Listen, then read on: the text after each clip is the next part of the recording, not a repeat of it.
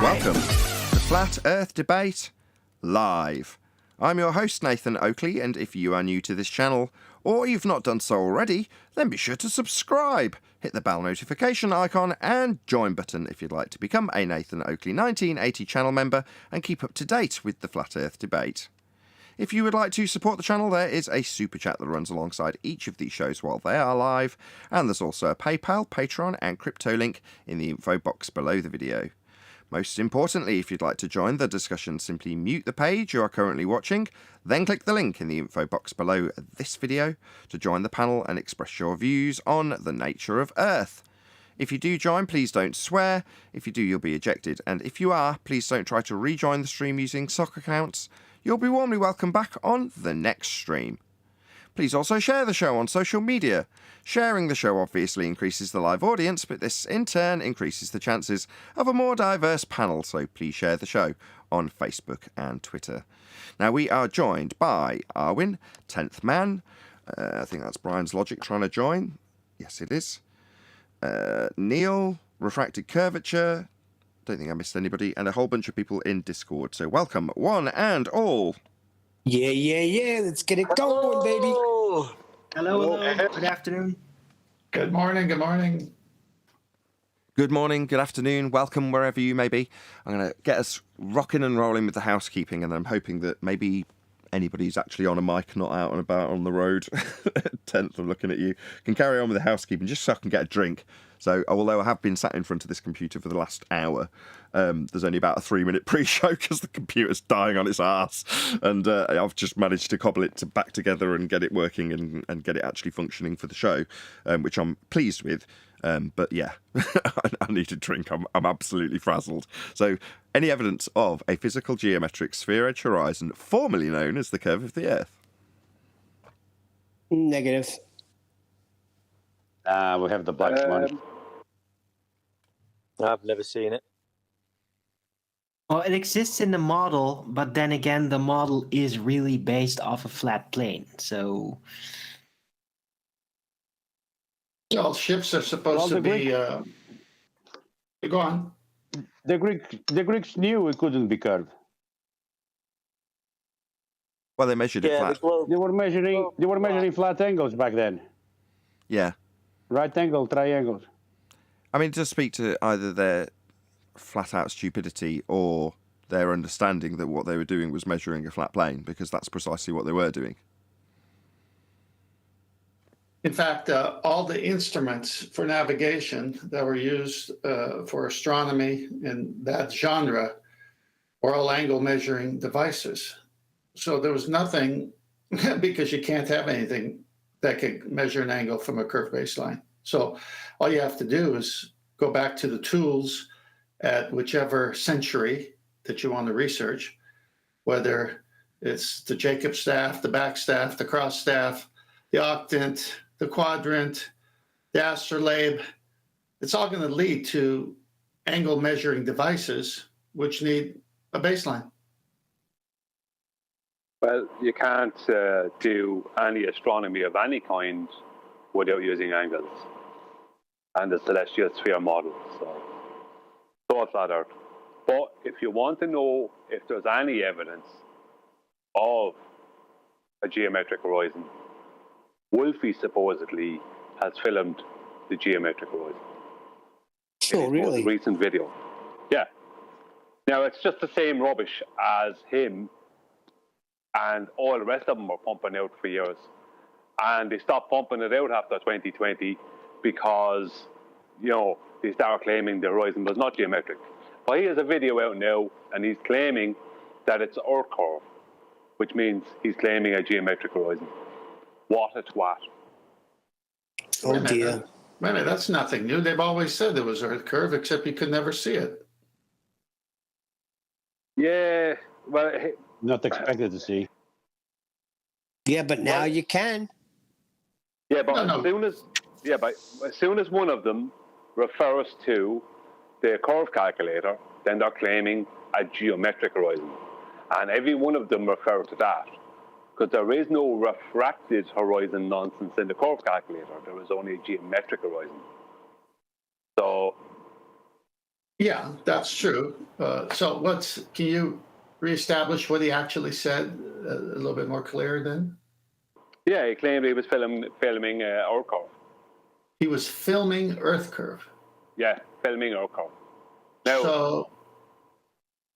So what has Was he it got? Some curved? footage of. So what has he got? Some footage of things disappearing, bottom up, and he says that's Earth curve. yeah, it's like from a lower down position, he can't see all of an island, and when he goes up higher, he can see more of it. And it's total nonsense. Like what he's actually filming is a thing called tsunami wave shoaling that happens off of Western Australia, but he's calling it Earth core. It's 2017 nonsense. That's Yeah, what we've been through this. Well, he's Well, I was just claiming- going to say that. Yeah, but that's where they're at. It's quick, go backwards in time, and start claiming a geometric horizon again. Well, then in the Black Swan, when there is no shoaling, it's not where it's supposed to be. Exactly. He measures correct, yeah. the curve. Well,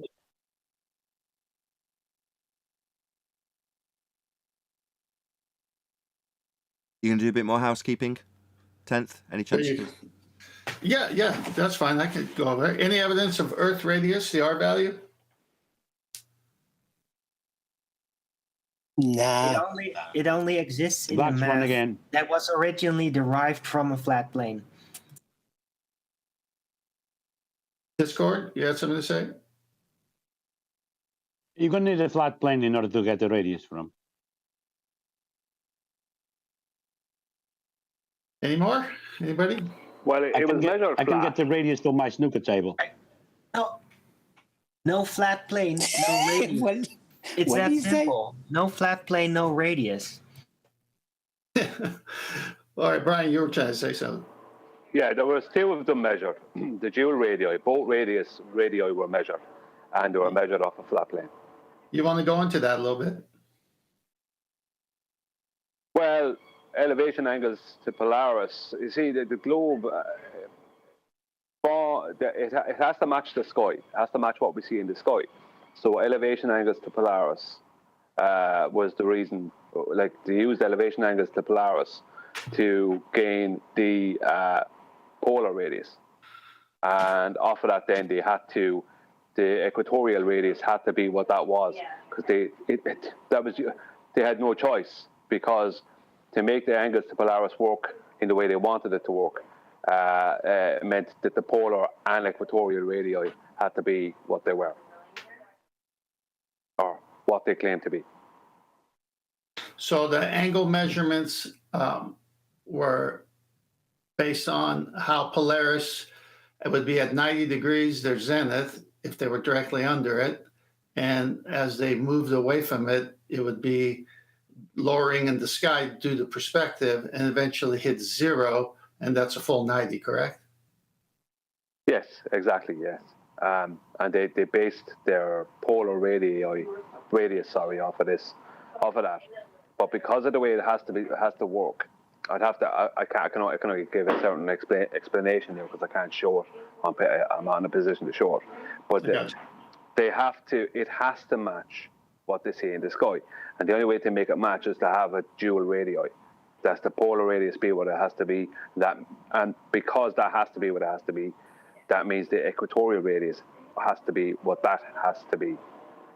They can't be even any way bigger or smaller, have to be exactly that, because they're all based off of the celestial sphere model, and in particular elevation angles to Polaris. So would you say that's the reason why they have zero at the equator line in the globe model, and anything above is up to plus 90, anything below is to a minus 90? Well, yeah, exactly. That's why the distance from the equator line to what would be the north, or geographic north, or the North Pole, or whatever, is 5,400 nautical miles. Exactly. Yeah. Good work there. All right, moving on. Any evidence of axial rotation, Earth-based variety?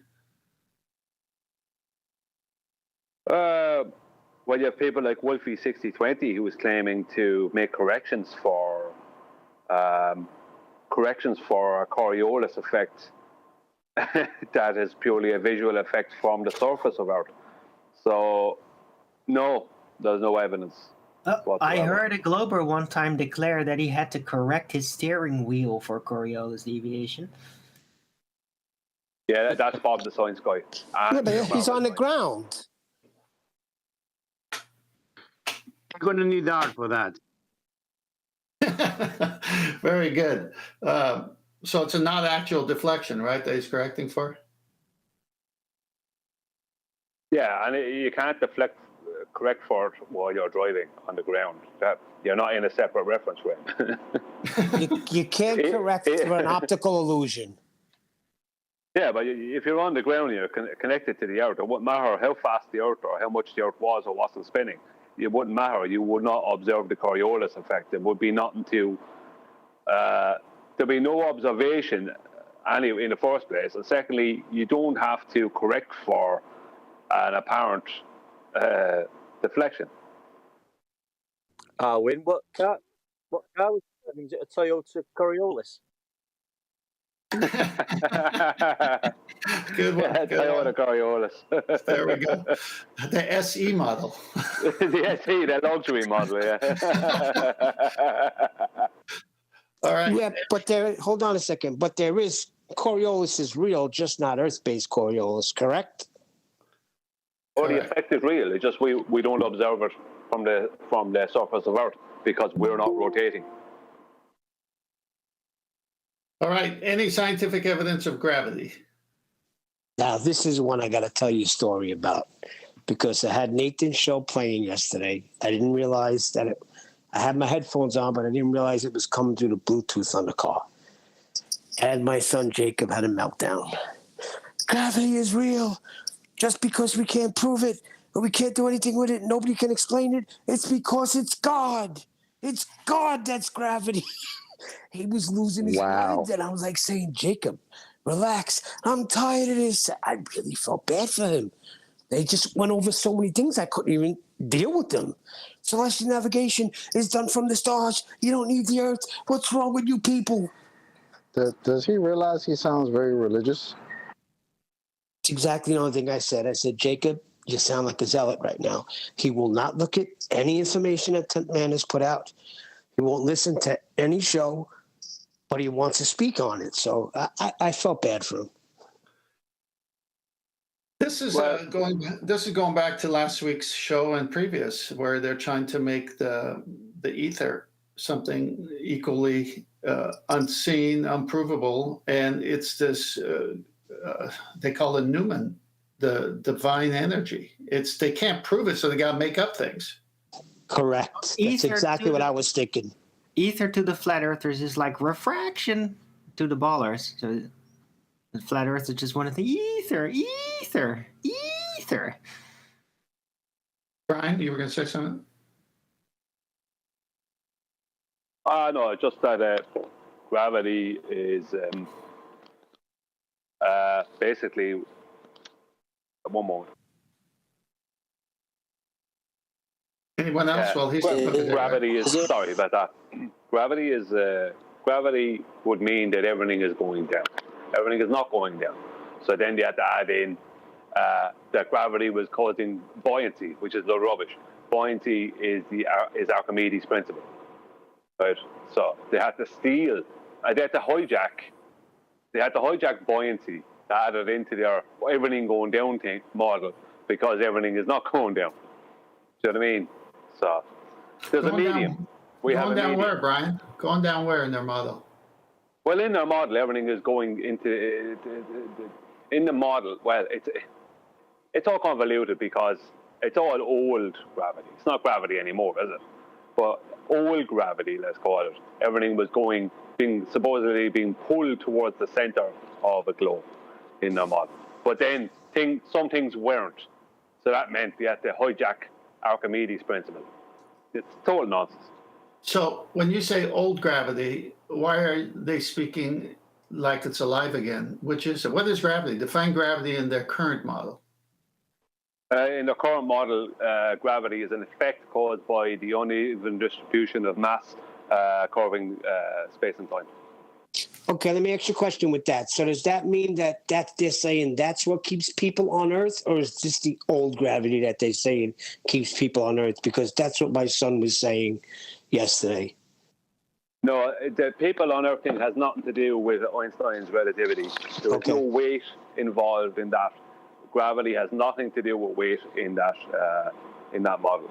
So there was no weight in Einstein's relativity model. There is also there was no accounting for two masses. So within his 10 Einstein's 10 field equations, there was no way to account for more than one mass. And you can't change any one of these field equations without affecting all the rest of them. So people who are saying, oh, we can use maths, as if maths is a proof of something. We can use maths to blah, blah, blah. No, you can't. Can't change it. Can't do any of it. It's set in stone. How it looks. So are you saying since they came up with the globe model, they had to find a way to keep people on a globe, including the vast oceans? So initially they came up with gravity, a force from the center, mass attracting mass type of deal, Newtonian. And then when Einstein came, they realized that wasn't going to fly in the age of discovery, and they made up for space-time? Is that what happened?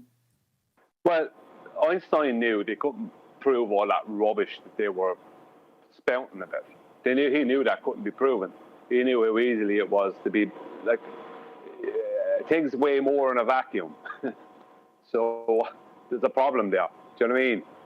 You know, that he knew that gas wasn't behaving like it would if it was under a force of gravity. So he knew there was an opening there to create a model and a description that they desperately needed. And he did. He created that form. And they all jumped on it. And now they're all trying to get away from it because they can't prove any of that rubbish either. Any more? Yeah, I do. Sort of like they're trying to create an ether right now. So I know what they were going through back then. You know, the people that were fighting against this. Now they're doing the same thing with ether. Arm up, boys. Are you saying that now they're moving to ether from space-time? I don't know, but it seems to be that they're trying to push this thing that nobody knows what it is or can't be proven. It's just a word to me. Yeah, but do you think that's a one-off, or do you think it's connected? I think somehow it's connected, but flat Earth is more than space. I really do. Well, it allows a false dichotomy argument to take place. Go ahead, John. Expound. Well, it's if you're both arguing about what causes the downward bias, then nobody's acknowledging there is no downward bias. You know what I mean? Yeah, exactly. Yeah. Is there a You're breaking up. phenomenon? You're roboting. Rejoin. Is there a natural phenomenon? Of course, he I can't. think you're He's trying to telling say him so. that he's roboting, can he? I think he's trying to say is there a natural phenomenon being observed? No, he's saying it there.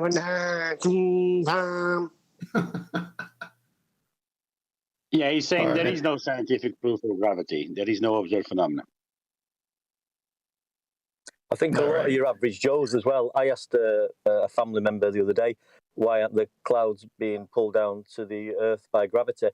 And they answered, well, it's too light. I said, well, you're nearly right. I said, what you should have said I said, what you should have said is it's less dense. I said, then you'd be correct. I said, it's got nothing to do with gravity. So these average Joe globe believers are actually explaining it as density, but think it's gravity. Oh, wait. You said it's too light. We thought you said it's too white. I was going to say that's racist. I know. Not too light.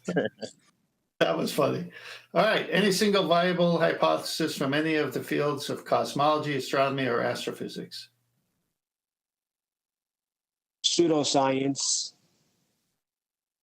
No, I mean, if you take the word astrophysics, astro, meaning like it's in the vein of astrology, astronomy, the stars, celestial objects, stuff that's not tangible, we can't get to. Can't touch the moon, can't touch the sun, can't touch the stars. Then you have the word physics, which is related to the word physical. So the term astrophysics means that you're pre-assuming a physicality to something that's not tangible, something you can't get to. All right.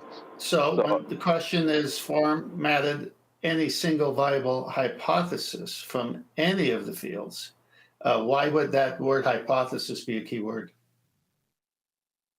Well, hypothesis means that you have both an independent and dependent variable. That's your scientific hypothesis. So your dependent variable is your observed phenomenon, naturally observed phenomenon, and your independent variable is the natural cause that you propose is causing it. Then you do your hypothesis test, where you have a null hypothesis, and you have control variables.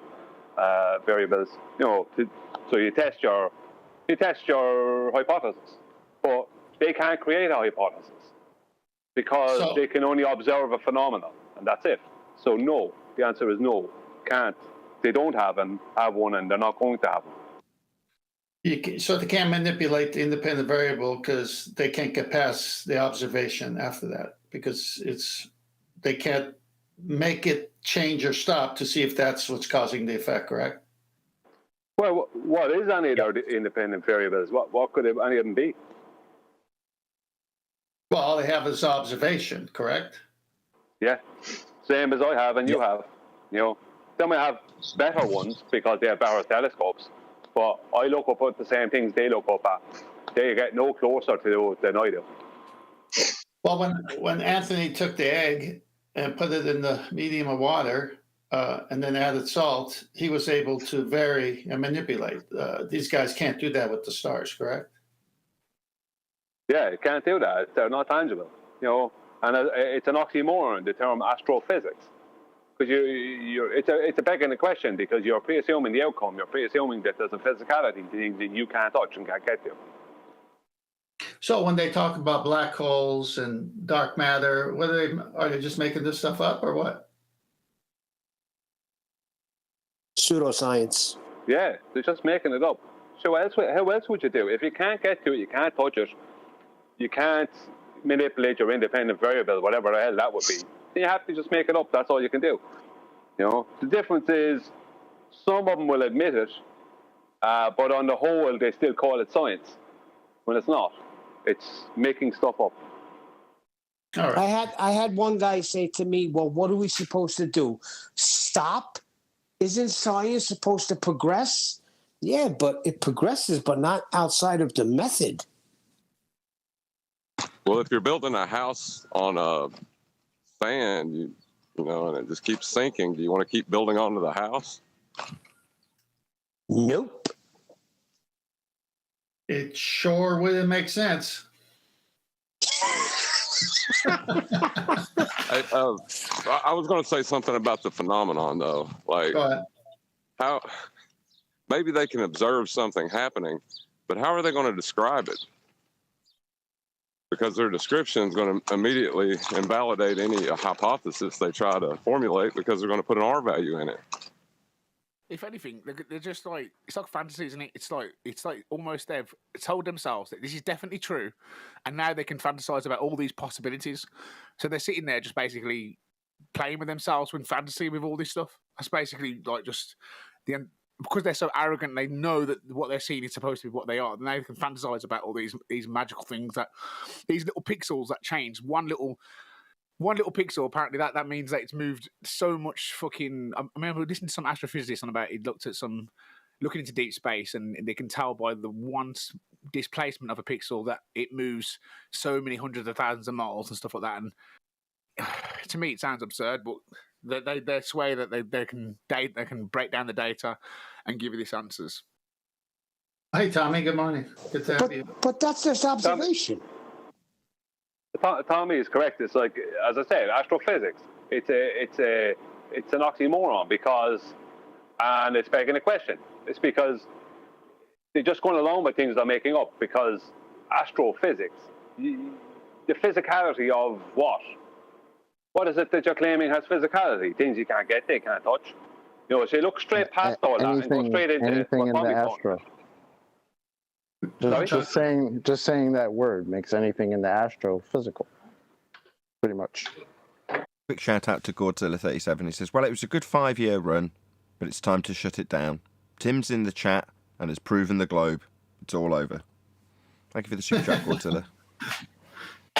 I want to get back to what John said in relation to what Tommy said. So, John, you were saying everything's based on the R value. If it existed, everything's based on it existing. But since it doesn't exist, it makes everything that they say of no effect. Can you expound on what you mean by that? Well, there are calculations for this like tiny movement that you see, and then it's extrapolated out using a radial value to change it to massive distances. But without the radial value, you don't have those massive distances. So in other words, if they didn't pre-assume they were living on the globe, what would these visuals tell them? The same thing they tell us, nothing really. Just tell us, you know, where we're at located 90 degrees beneath them, pretty much. Any more on this one? All right, any evidence to the distance of the sun? 1 second. Well, this kind of fits in. Well, what I'm going to say kind of fits in with both, actually. All right. Because they have to use a two-way speed of light calculation within all their pre-assumptions. Everything, all the distances and sizes to their claimed planets and stars and whatever, moons, they're all based on the two-way speed of light calculation. Which, another name for the two-way speed of light calculation is Einstein's convention. Because he needed C, which is the two-way speed of light calculation, for his relativity model.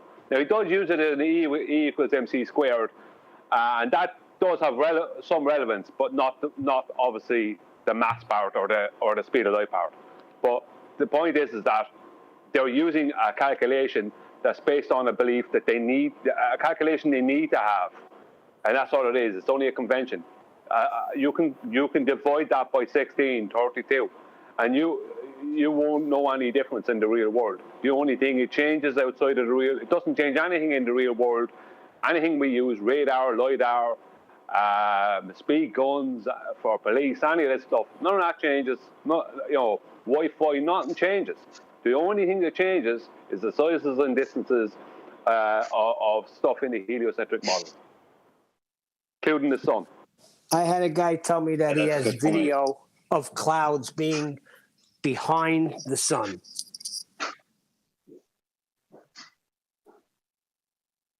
Hey, before we move on from E equals mc squared, like you have two undefined variables and one convention. Like, what do you have in that equation? Go through it each bit at a time. What does each bit mean?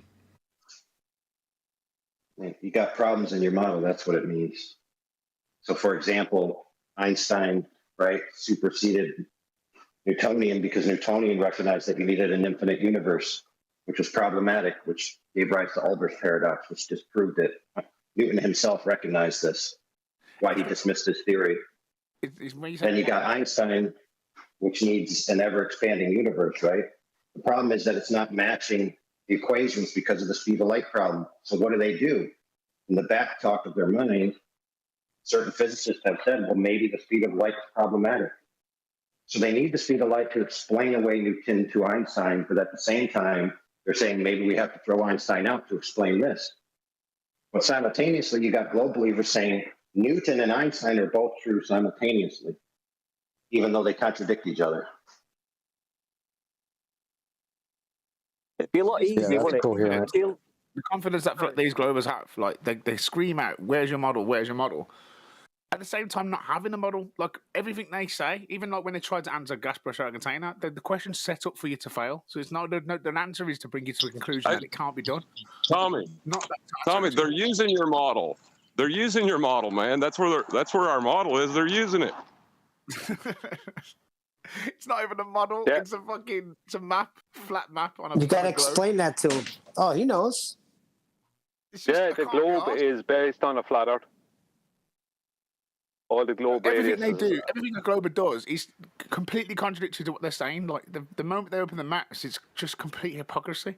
So don't get used to the holding two positions at once, saying that Newton can work and it can't work. I mean, that's the shallow end of the capabilities of a Glober. It really is. It's really like least you can expect of them to be contradictory. It's because they don't really have a model. They just have a bunch of different little fairy tale stories that they've put together that sometimes mesh together, sometimes don't, and they use whatever they need to use at whatever time and whatever argument they need at that particular moment. It's it. It's open. That's why they sound ridiculous sometimes, because you're trying to salvage something that's unsalvageable. Tommy, are you Sometimes saying it's that? open, sometimes it's closed, sometimes it's not open. The open-closed system that's open. Exactly. Tommy, are you saying that it's acting like it's not a big surprise when a dog barks?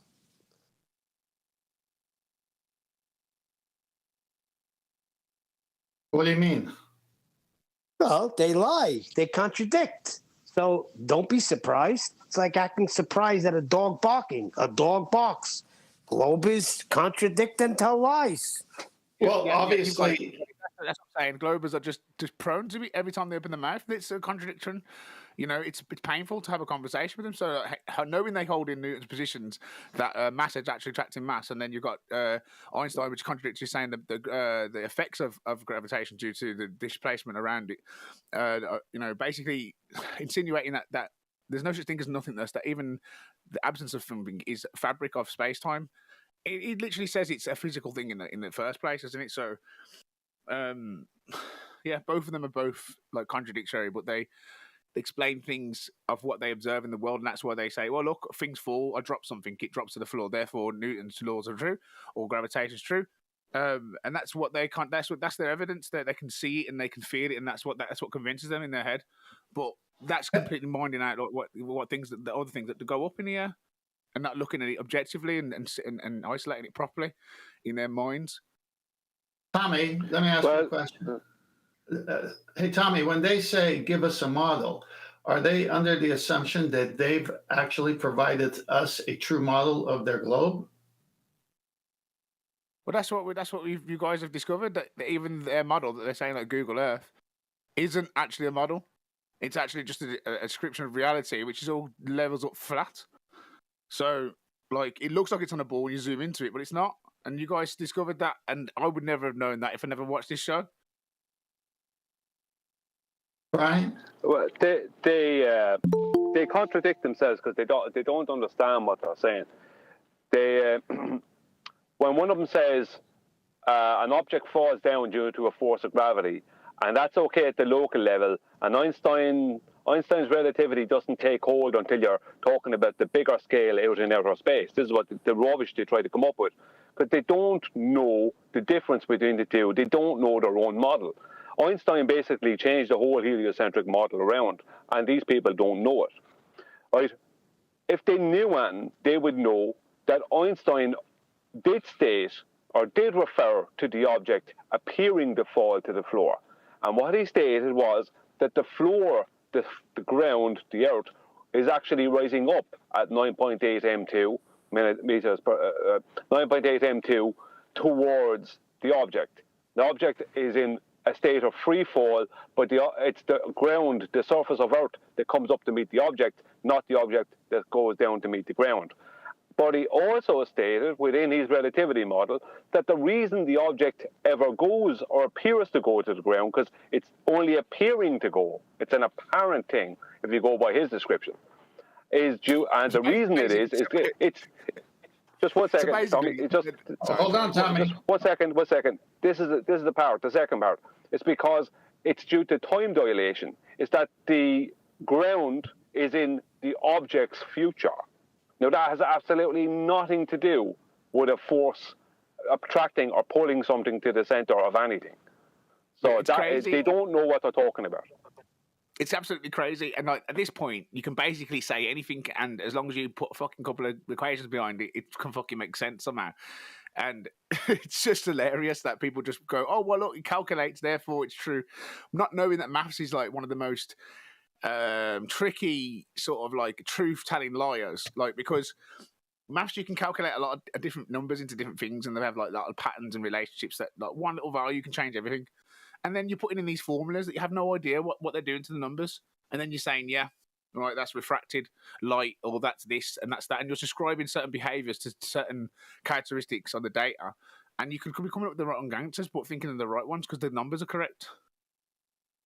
Hey, Brian, let me throw something at you. So Einstein is saying ground is in the object's future, and the ground is moving up to meet at 9.8 meters square.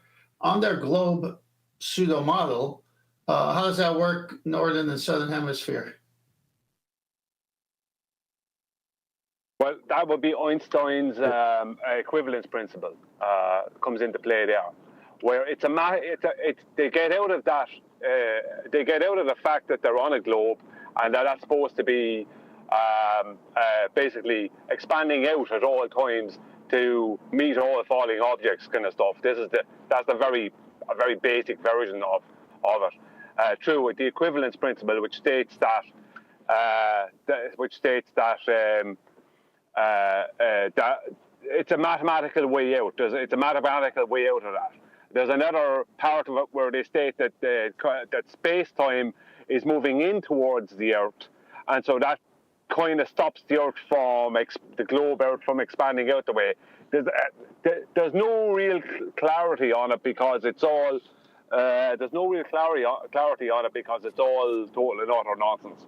But the basics of it is that they had to come up with what's known as Einstein's equivalence principle. That he came up with that to explain how on a globe Earth it can be expanding out the way all the time, yet never expanding. And it's to do with space-time, the curvature of space-time curving in towards the globe Earth. So that would mean that it's like a kind of a count, like the air pressure outside a balloon is stopping the balloon from expanding further. It's that kind of a thing. So they use basically that kind of a thing. Quick shout out, 100 people watching. Woohoo! Thank you very much for tuning in. Obviously, the reason there's 100 people watching is because some of you have shared the show.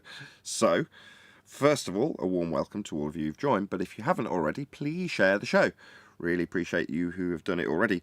Also, I have got a dying graphics card, so I've done a modest GoFundMe to raise a couple of £100, maybe £300 to get a replacement for what was maybe a £600 or £700 component 8 years ago. But that's served me well. It's run the show until now, but is now definitely dying on its arse, and I don't want there necessarily to be any interruption to the show. Unfortunately, I don't have a £250 spare in my back pocket to replace it now. For the now, I've cobbled it so it will fudge and run until I fulfill that GoFundMe, so it's not going to be something I'll shout out a lot, but I will occasionally share the link to my GoFundMe, and as and when I raise a couple of £100, I will just chuck it in and thank the people who've helped me to do so. So there we go, so that's my GoFundMe. I've pinned it in the live stream chat, and once again, thank you very much for joining us. Please share the show. Chocolate, you were going to say something? Yeah, he was going to yield the floor. Sorry. It's just crazy that you're saying the floor. You're a bit quiet, by the way, Tommy. Can you turn your mic up just a smidge? You're just a little bit quiet. Check. A little bit more. A little bit more. Right, here we go. There we go. Check. Perfect. Lovely. I can get myself nice, loud and clear now. Who's actually defending the globe now then? Because obviously in here they're coming in to get their arse teared. But is there anyone else left to trying to defend it, or at least trying to make good arguments that why the sextant, for example, is level with the horizon? You need a straight flat surface or a curve. Sorry for an angle. Missed up my words there. Do you want to get something in not AI overload, or are you just feeding back your lights flashing away? I think he's not. So the problem with the equivalence principle and this whole idea is segued into the Flat Earth Society. So we all know that the Flat Earth Society posits the idea that Earth is a disk in space, traveling upwards at 9.8 meters per second. And rightly so, we say that this is a caricature of the Flat Earth idea, and therefore it's false information. Now, or propaganda. This premise came not from flat Earth. It came from Einsteinian relativity. It's a problem with relativity, not a problem with flat Earth. And they caricature it as flat Earth to distract people from the problems with Einstein. Here's the problem. Here's the problem.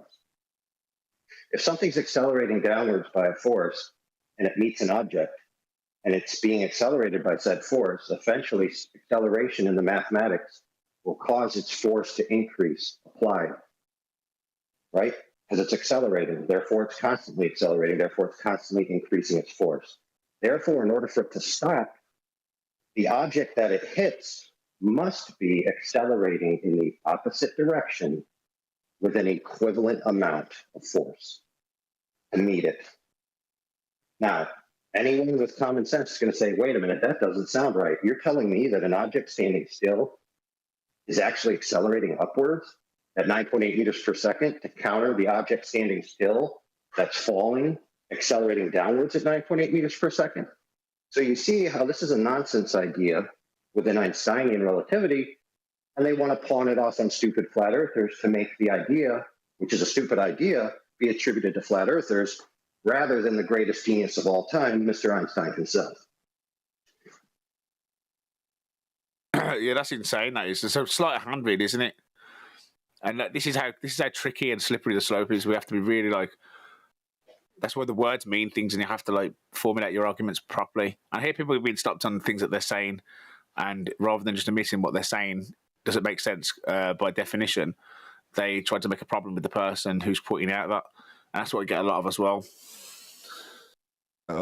My artifacting's now made it from me just getting epilepsy to the audience getting epilepsy. If this show dies on its ass and the computer crashes, please hit the GoFundMe. Yeah, it's now reaching the audience, which is basically unacceptable. All right, moving on. Any evidence? Raise that money, man. Fill it up. Let's just get it up to 300 quid straight away. Everyone just donate. Just do it. I'm sure I'll reach it pretty quickly. I don't doubt people will support me because they don't want epilepsy when they're watching the stream. It's one thing for me to be pissed off with it from this position, you know, watching my monitor flash, but when it starts actually making it onto the stream, it's like, oh, that's gonna drive the audience away because nobody wants to see that. It's like terrible audio. You know, nobody notices when the picture's just boring with the slideshow going past, but when it starts flashing, people notice and go, oh, I don't want to deal with this. Same with if the audio's a bit quiet, people might turn it up, but if it's distorted to all hell and scratchy and distorted and overloading mics and things, people do just, well, I know for a fact, I tune out and I see other people doing it around me when they listen to something and go, whoa, that sounds horrible. So it's one of those, man, it's just not, I've got to do something about it, and I've been stressing for about a month, maybe a month and a half over this, thinking it's me, thinking I've done something wrong, and it's just not. It's a failing component.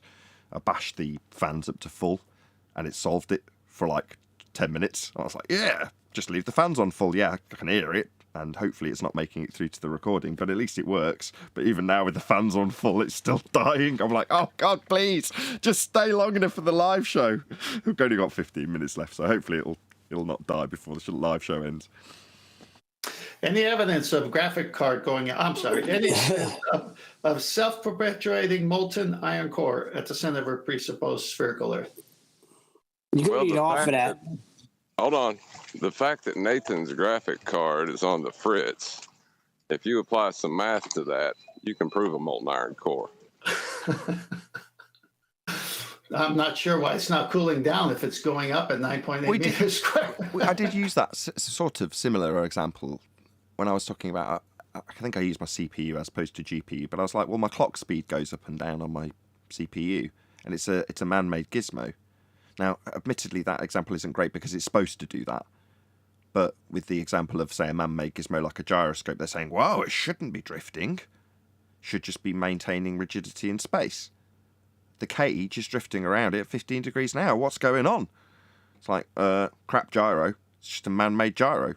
The principle of a gyro is it spins. Now, if it's drifting, there's got to be something moving around it. Now, if you're saying that it's moving when it shouldn't be moving, then either Earth's turning underneath, as they precisely claim it should be, in which case we'd also notice the shortened flight times that we would benefit from if that was the case. Yeah? if Earth's turning underneath stuff that's not attached? Yeah, we don't notice that. So in which case, what? Should we reascribe a new presumed cause of this drifting gyro? Like ether turn? No, it's a man-made gizmo. Why it does it is for you to figure out as a piece of technology, not for you to ascribe heavenly bodies and their effects to it. That's absurd. It's not a naturally occurring phenomenon, it's a piece of technology.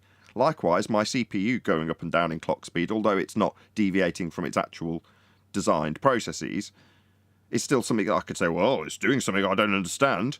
Obviously the ether. No, it's a piece of technology. It's not a natural phenomenon. Since you brought that up, can you answer this question about Coriolis?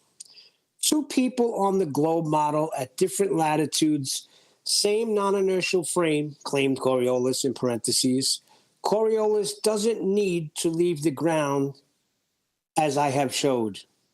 I don't know where she showed it.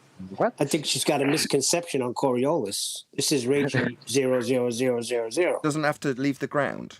Yeah, it does. Coriolis is described with two separate reference frames. One is non-inertial. Now, the reason it's described as non-inertial is because you're part of the reference frame. So imagine a roundabout with you on it. Now, if you look at the floorboards of the roundabout as you're turning on it, as far as your perception is concerned, you're not moving.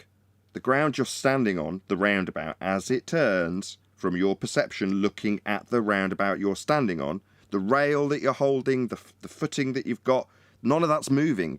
It is non-inertial. Now, because it is in fact spinning, even though from your perception it isn't, you're part of it. Anything that's separate to that spinning reference frame will appear to drift. So if you toss a ball over the top of the roundabout, you look up, see the ball, and go, wow, look at that curved path the ball took. Well, it didn't actually take a curved path. It took a straight path, but looked like it curved because you were turning beneath it. Now, that requires the ball to be in a separate reference frame to you turning beneath it for you to see it seem to take a curved path. If it's attached with you, it's doing the same thing you are.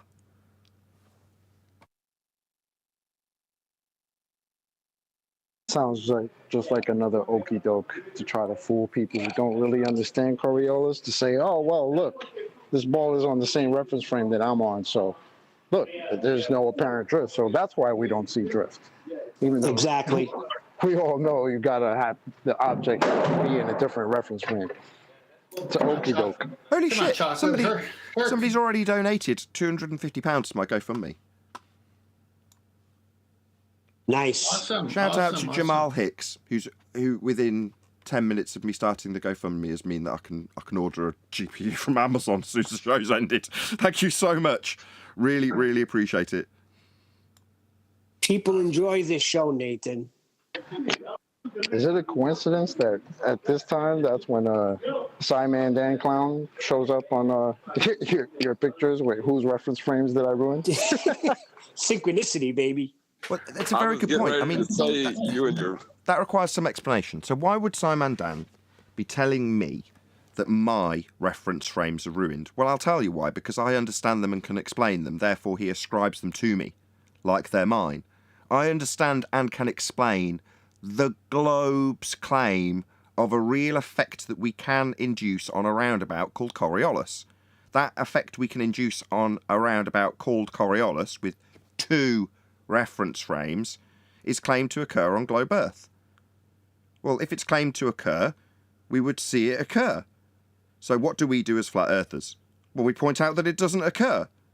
And when we point out that the Coriolis effect the globe claims will occur doesn't occur, someone like Dan will come along and tell me we wouldn't expect to see Coriolis drift. You and your reference frames you claim we should see drift with, no I don't, are ruined. Fundamentally demonstrating A, that he doesn't understand the effect the globe Earth is claiming, which is two separate reference frames and a drift observed from the non-inertial one claimed to be globe Earth. Well, that's two reference frames and a drift in a second reference frame, Dan. But because we don't experience it, and I point out that we don't experience it, he tells me we wouldn't expect to experience it because it isn't happening, completely flying in the face of the original globe claim, and embarrassingly telling me that not my globe, reference frames are ruined. Yeah, the globe reference frames with 2 of them claiming drift will occur. They're ruined, Dan, because we don't have the effect. You know it and I know it. That's why you're telling me my reference frames, actually globe reference frames, are ruined. Idiot. All right, Hold on. I The problem is, chased him up on Twitter, Nathan. Everybody else should do this as well. I should go onto Twitter because there's all the people. What's his name?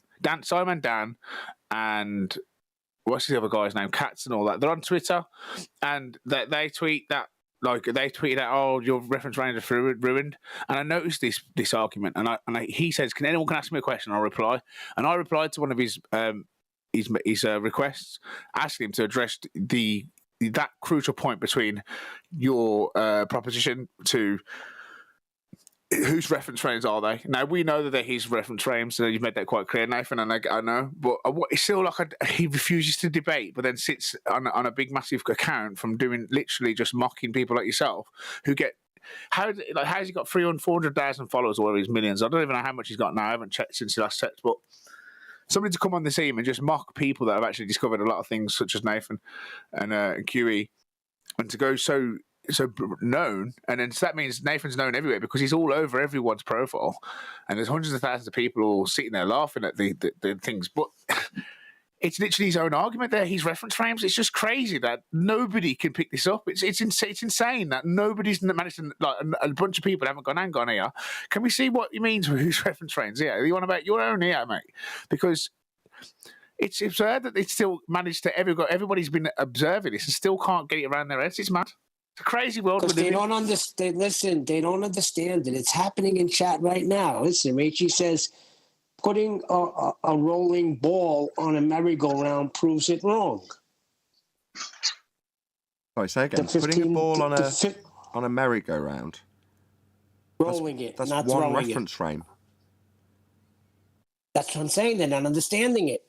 See, if you put a ball on a merry-go-round and roll it, it will actually take a curved path because of the inertia from the reference frame that it's experiencing as it moves along the turning reference frame. But that's not Coriolis effect. So Coriolis effect is... Exactly. Coriolis effect is... You're done. Coriolis effect is not actual drift. So the question becomes, if you're describing not actual or apparent deviation, then is the ball apparently deviating or actually deviating? No, it is actually, if you roll it along a roundabout moving in a curved path, it is actually doing that. Well, Coriolis is an apparent, not actual deflection. Ball travels in a straight line. You see it seem to curve from your position beneath. Literally called by the globe side as an illusion. The illusion of something taking a curved path, because what you're actually doing is you're on a reference frame that's moving. It's crazy when you're arguing to people saying, well, it behaves as if it's not it's in a contained system. When an airplane travels, it doesn't deviate from the ground. The ground isn't spinning in any particular direction. Every air balloon, if it goes up in the air, behaves as if it's in a closed system. Now look at the clouds. The clouds are like 300 miles away or 200 miles away. I'm looking at these clouds, and the rainforest is all level and flat. But then they're expecting like 50 miles in between all that flat rainforest. There's a boat that's covered by the curvature of the Earth. So which one is it?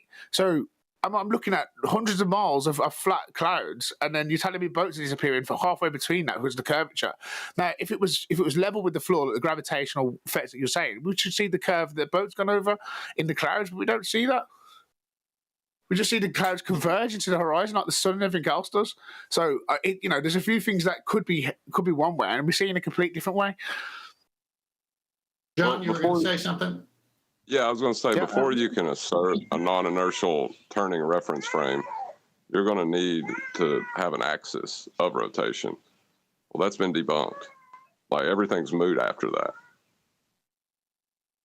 2 more questions left. Any evidence that you can have gas pressure without the necessary antecedent of a container to press upon? If you could, we'd have to change the definition of gas pressure. Things operate different in outer space. You have to believe that gas molecules eventually lose the struggle over gravitational effects and the fall trickling back down to Earth, falling in a perfect synchronous dance as it rotates around the fucking round itself, whilst traveling through different volumes of low pressure gas system through the solar system.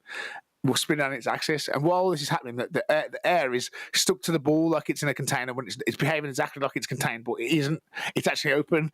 It's fucking crazy. It's absolutely crazy what they're saying, and like, think of it.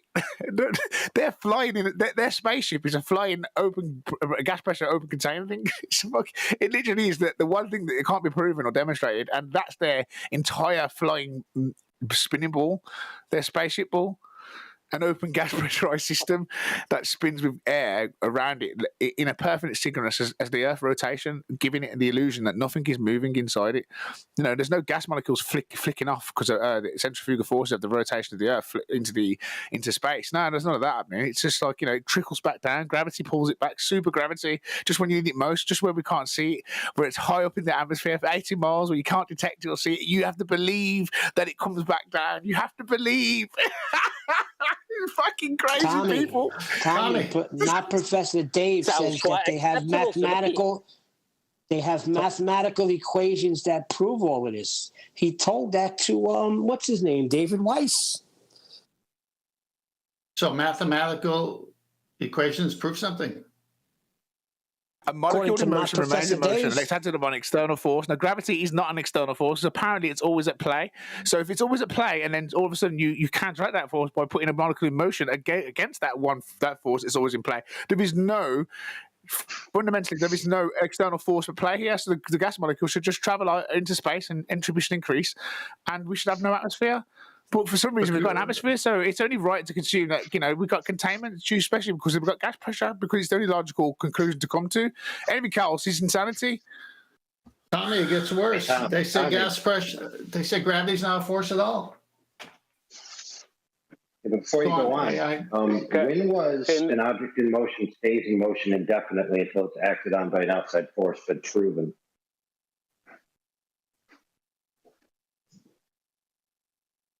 The only time that could happen would be within a vacuum situation, which would beg the question of a sky.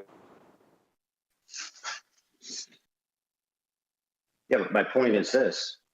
How do we know of a certainty that things that are in motion just don't eventually stop for no reason whatsoever that has to do with any external force? We don't. We just take it as an axiom on face value, intuitively, and just assume it. Well, yeah, I mean, it's like something that has no viscosity, you know, like a superfluid. They say that if you pushed off from a wall while being in a superfluid, you would never stop because there's no viscosity.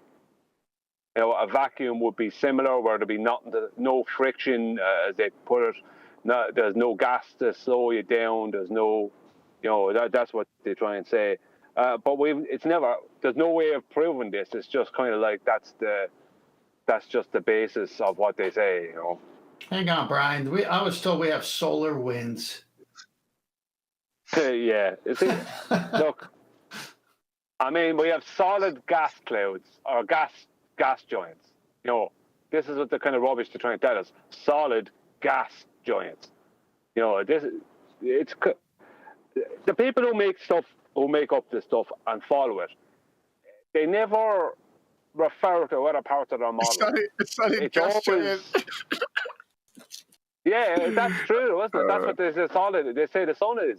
It's a solid gas joint. That's what some of these people try to say it is. So compressed. Apparently, the gas is so compressed that it'll crush any sort of device that goes into Jupiter. That's what they say, isn't it? So basically, it's like the gas is still, you can walk through it, but it can become so dense that it'll crush you, like the pressure of going under deep water. That's what they say. But, all right, go on, finish up, AI. My point is that there's a lot of these quote unquote laws or axioms that people appeal to, which are true within the space which we inhabit that we can access, at least by our experience. However, we don't know what things do after they leave our local area.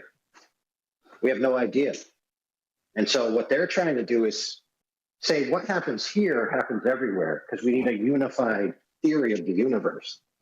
Because that must be the way it is, because that's the way we like it. And one of the reasons why they like it that way is a very famous quote, which is this.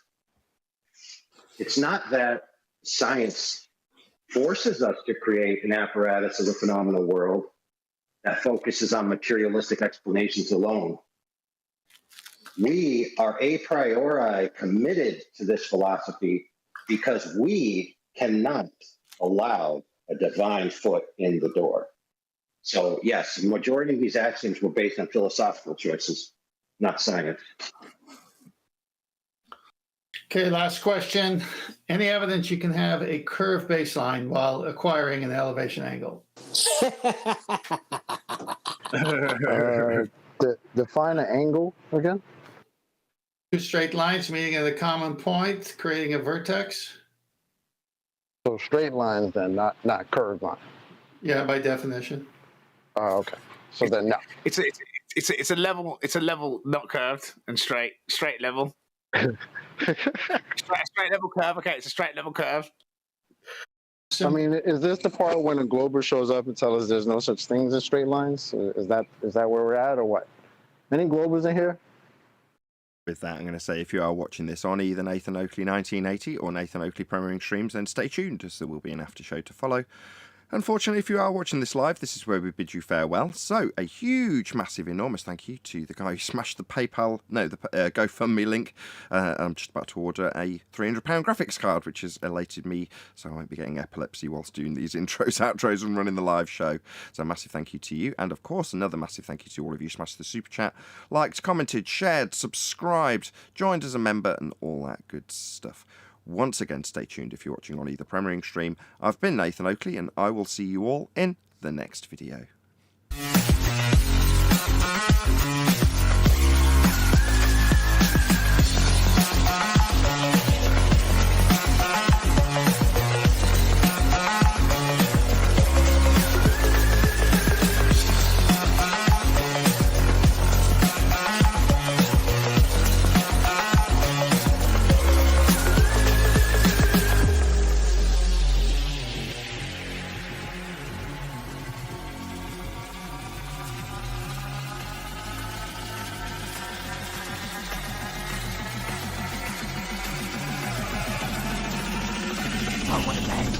What a lovely day!